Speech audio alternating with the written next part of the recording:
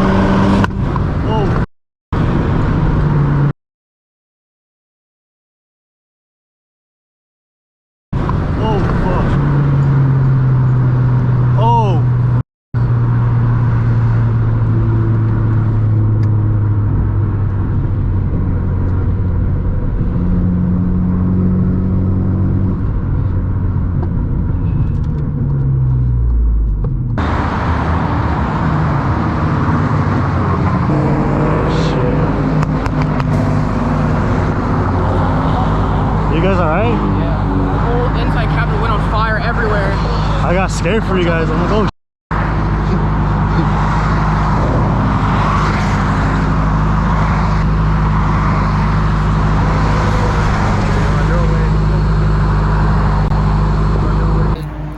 I heard it just now, just like. That's the tire.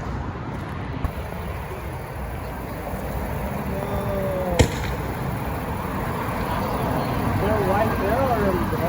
They're really pretty out.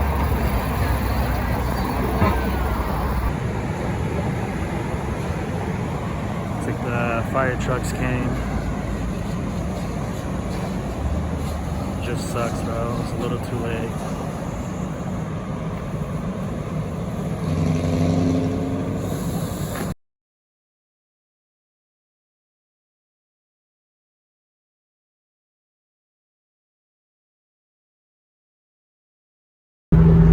Alright guys, and we are calling it a night. We're heading back home. I'm pretty beat.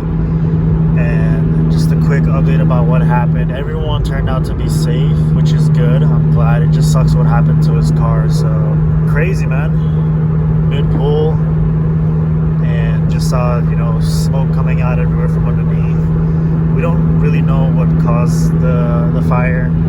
Could possibly be fueling, but that's just my guess. But yeah, like I said, I'm just glad everyone is safe, and nothing bad happened.